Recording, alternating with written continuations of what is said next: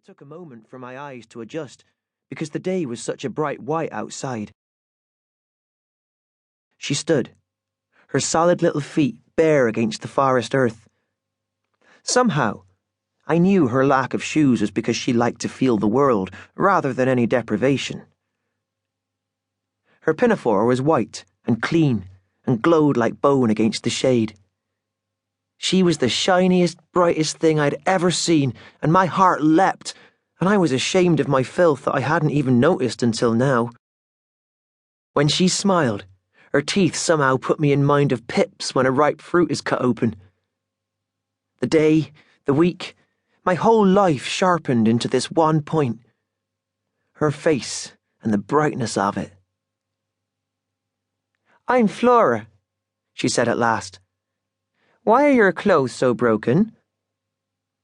I looked down, shame blooming on me, because it was true. The road had worn them down, and the stitching on my shoes had unravelled in places, showing a toe as cold and grey as a snail. And there was her, so beautiful she shone. "Don't trouble yourself to answer." She laid her hand on my arm. "I didn't mean any offence. Tell me instead your age." "I'm 9 or 10, or possibly even 11.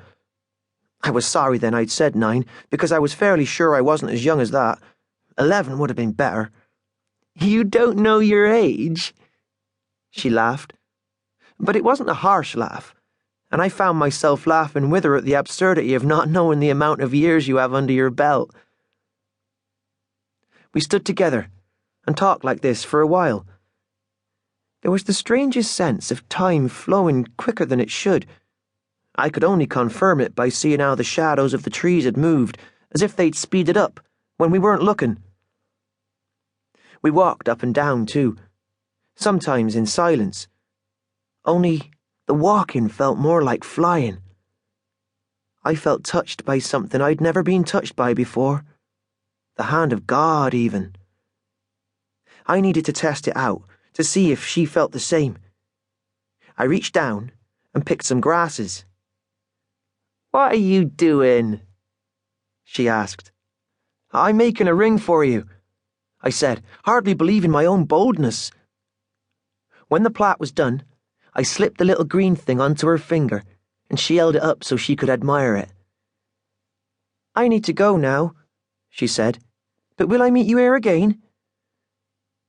I nodded, with a certainty that I didn't feel, for my life was a scattered one that didn't unfold just in one place. I returned to the mill pond a different boy. I performed a quick scout about for my father and saw he wasn't there. But even before that, I was barely worried.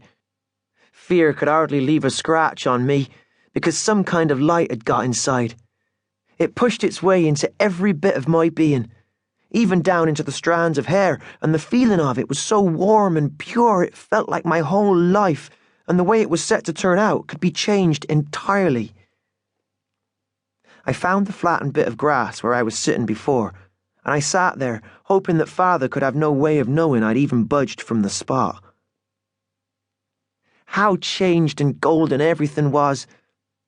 The autumn colours of the trees burned, and the mill pond was still and creamy, like a pail of milk. All I could think of was the wonderfulness of Flora, how I needed to see her again. It formed a sort of desperation in me, the want to make this true and not knowing if I could ever make it happen. I sat in my little grass armchair, wondering if my father would see the change in me on his return, and hoping he wouldn't.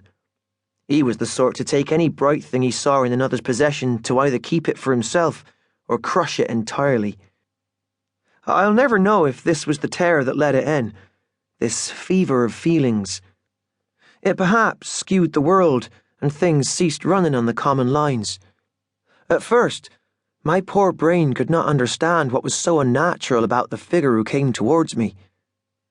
It was not that his coat was shabby, or the hat pulled down so low over his face his eyes were all darkness. It wasn't even the fact that, clamped in his mouth, was a pipe that ended in a burning bowl bigger than any baccy pipe could ever be. It plumed out clouds of smoke,